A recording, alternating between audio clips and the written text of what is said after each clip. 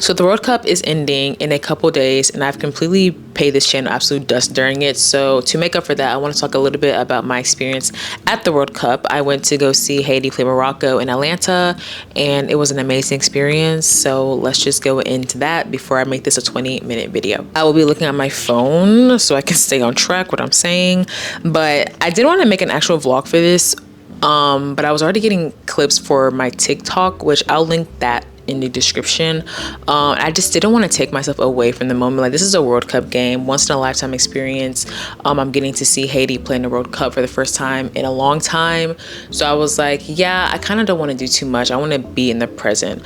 So again, I'll link that in the description. And plus, I don't really have that much juice or clout on here anyways to do a vlog, but here we are talking about it now. Before getting to the game, I want to talk about how I got the tickets. So I ended up doing the random selection thing that FIFA did, where I think at this point where I got the tickets, or I signed up for it, we had already knew the groups, when they were playing and where they were playing. So in Haiti's group was Scotland, Brazil, Morocco. Haiti, Scotland was in Boston, Haiti, Brazil was in Philly, and then Haiti, Morocco was in Atlanta.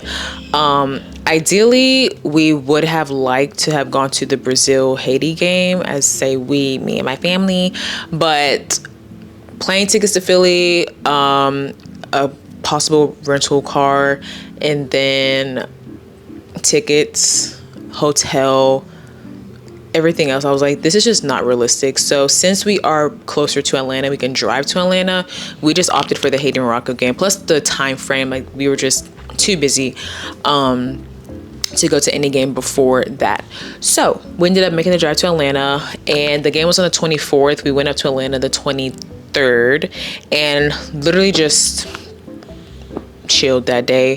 Whatever game was on, we watched it. We went out to get dinner at Desta, which is an Ethiopian restaurant, which I highly recommend. I've been thinking about the restaurant for years. Every time I'm back in Atlanta, I always want to go, but I don't have time because I usually just go for a game. Like, I get there the day of the game or the day before the game, and then I go after. I'm like, I don't actually spend enough time in Atlanta to, explore or do anything.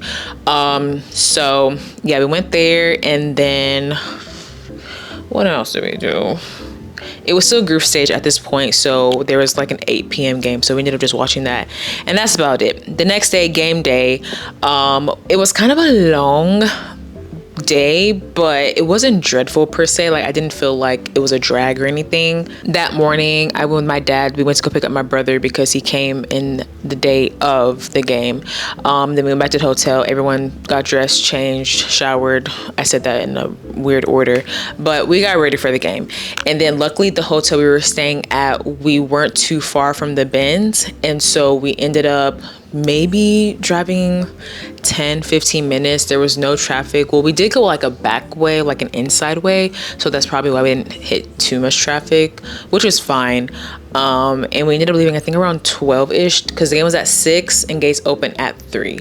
And I was really panicking even before the game. Like, I was like, parking, like, what is parking to be? Because I saw like Atlanta has like their own parking, like for the bends, like the red deck or something, and those were like $100. Who was paying $100 to park? Like, that's absolutely insane. So I was really stressed out about where we're gonna park, how we're gonna find parking, are we gonna have to park 10 blocks away and walk? Like, I was really nervous about that, but we ended up making it at such an early time, and we found a parking lot.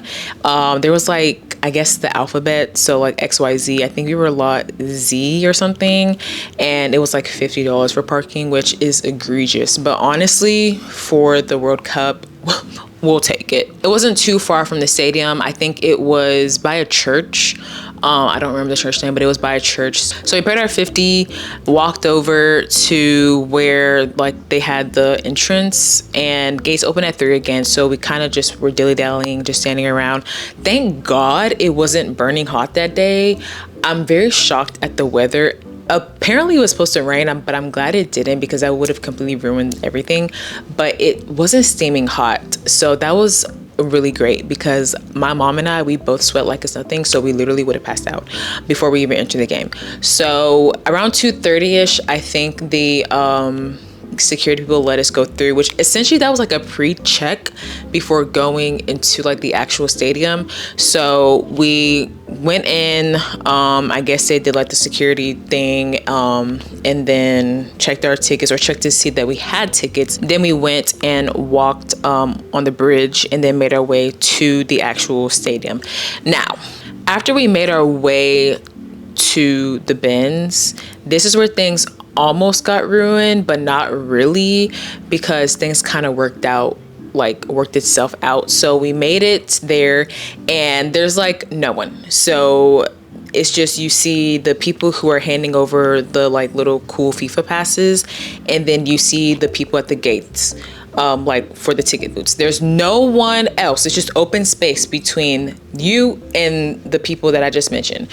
So we make it up there, and I'm familiar with the stadium because I go to Atlanta United games. So I was like, where's the Falcon? I love taking a picture by the Falcon, like what's going on? And then I heard that there was a fan zone as well. So we make our way to the gate, and I scan our tickets, and we all get in. And as soon as we get in, the lady is like, if you scan your ticket, you're already in, you can't go back out to go to the fan zone. Oh, that would have been nice to have known that like 30 seconds ago. I was really annoyed because I, again, wanted to go to the fan zone, and the fact that there was like no one had a sign or anything like fan zone this way, you don't have to go in yet, because it was still so early. But now that I think about it and looking back, even in the moment, I was like, this is perfectly fine, because the fan zone is going to be open after the game as well. Plus, we're hungry, we want to eat, and this just gives us time to kind of chill out for a bit before the game starts. And again, we're in the bins. We're not going to be burning up. It's air conditioned, and it's a lot to do. Like, there's a lot of walking around you can do, and we can always just go to our seats and sit and chill before the game. So where we entered was like the bottom level. I don't know if that's technically the suite level, because I'm familiar with being in like the 100 section, which is like where gate 3 is or whatever. But we ended up going up the escalators to the 100 section, and then we found something to eat. I got a pizza like I always do. I always get a pizza when I go to the bins. And then I also got a cup, like a souvenir cup, which I'll show everything at the end of the video of what I got. I got that, and then my brother got some like nachos thing that was in a really cool bowl. I actually need to go get that bowl to show you guys. And then my parents got Chick-fil-A that they were not satisfied with, so that's what we ate. And then I was on a mission to find merch, because I was like, I can't come to World Cup and not get merch. Like, I don't care how much it costs. So we ended up going up to the 200 sections, because that's where our seats were, and we ended up looking at 2 different merch spots. One spot I got a scarf, a half and half scarf, and then at the other spots I ended up getting another t-shirt, or I got a t-shirt, and then my mom got a Haiti t-shirt. They were a little lacking in terms of like the range of merch, so to speak. Like, it was just a basic Morocco t-shirt, like a basic shirt that had Morocco on it, and then like a basic shirt that had Haiti on it. And they were also selling the jerseys, but they weren't selling the original Haiti jersey. And I was like, I mean, duh, they wouldn't. They literally prevented them from wearing it the day of, or the day before they started the World Cup. But I was just kind of like, I don't want to spend $130 on a jersey that I don't want, when I can literally just wait for it to get back on stock, like the original one. So I was like, I'm not gonna do that. So I just got the half and half scarf, and I got the t-shirt. And then is there something else? I don't think I got anything else. It came with a cute little bag, which again I'll show. After we got our stuff, we ended up going into the stadium and finding our seats, which this was another thing that pissed me off. As someone who's showing people like where they're gonna sit, how are you gonna tell us to sit in the wrong section? Like, that doesn't make no sense. Like, we sat in the wrong section, and then I think maybe 10-15 minutes later, the man was like, oh, excuse me, you guys are on this side. Okay, which I should have known because I've been there before, but I was just kind of like, I don't know. But that was annoying. No problem. The game was nowhere near starting, and there wasn't even a lot of people, so it was fine. Let me check my phone to see if I'm missing anything, because I'm just going off the rails. Oh, our seats. The view was really good. I was expecting us to be sitting with Jesus and his disciples, but it was actually a really nice view. I'll put pictures and videos or what have you. But yeah, speaking of pictures were taken, fans piling in, pregame fun. The players made their way to the stadium, and then from there we're just watching them warm up and all that good stuff. And then the game starts. I'm going to stop talking here so I can put some clips in. Forgive me in advance if they're not horizontal and they're like this, because again, I was just, you know, trying to enjoy the moment.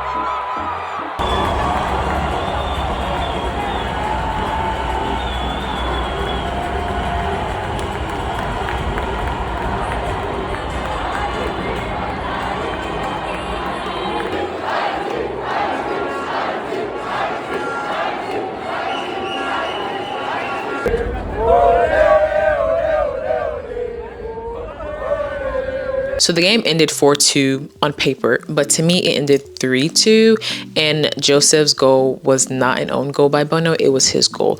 But we move. Despite the result and us already being eliminated for that game, or by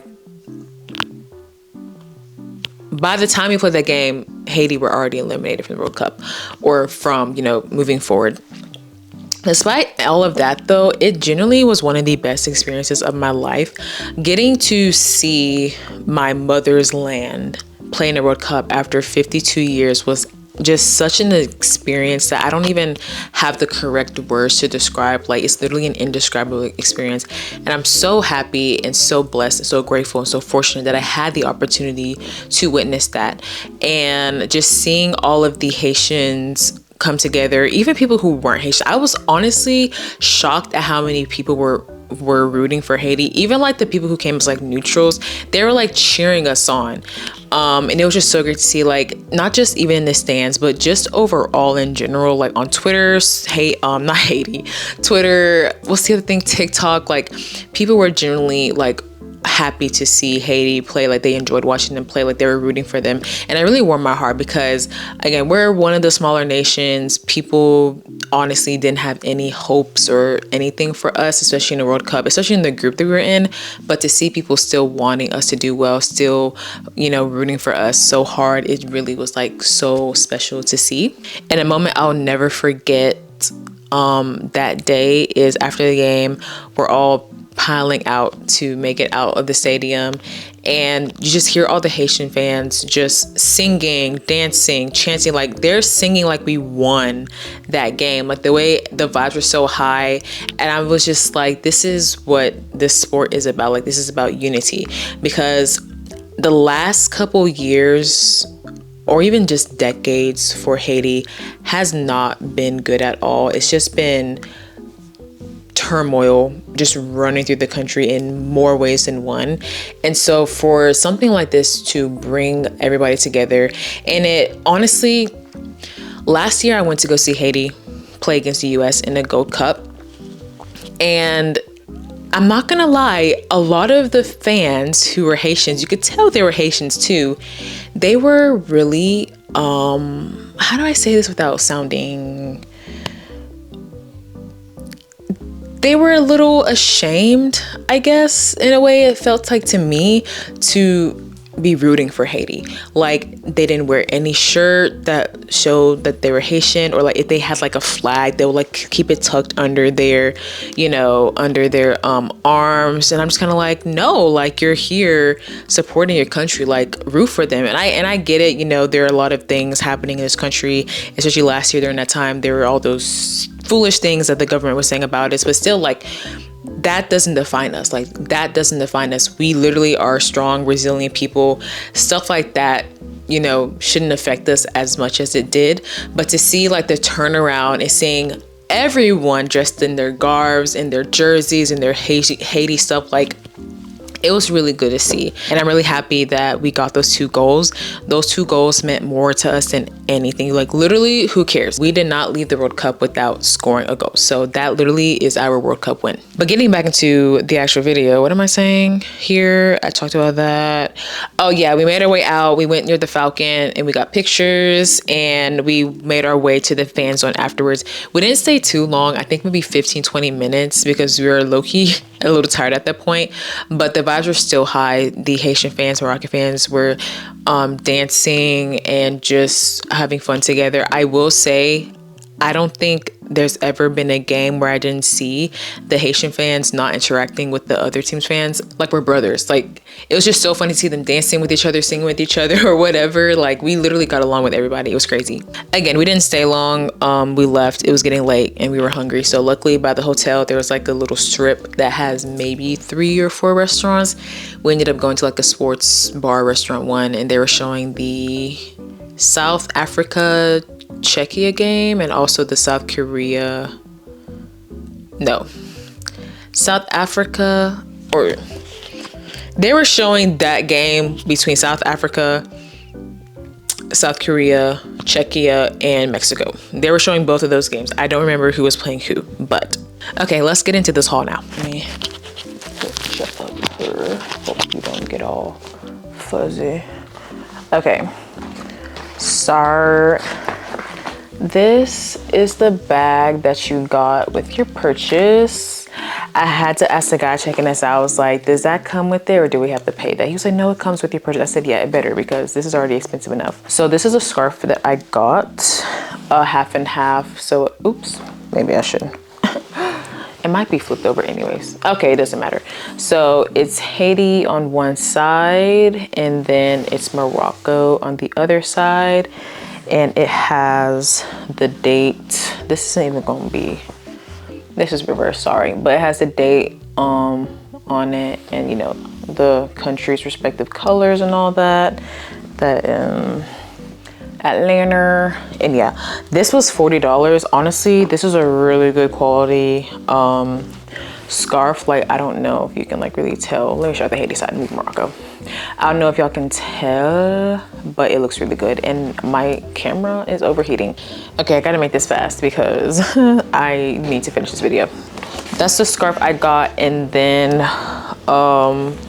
this is the shirt that I got. It's really cool. I love this design. Has Adidas on the top, and then this cleat boot with the globe on it, and then I think it says Copa Mundial at the bottom. I love this color. I just love the graphic. This is like an extra large, I think. It's a large, and honestly, I don't mind it.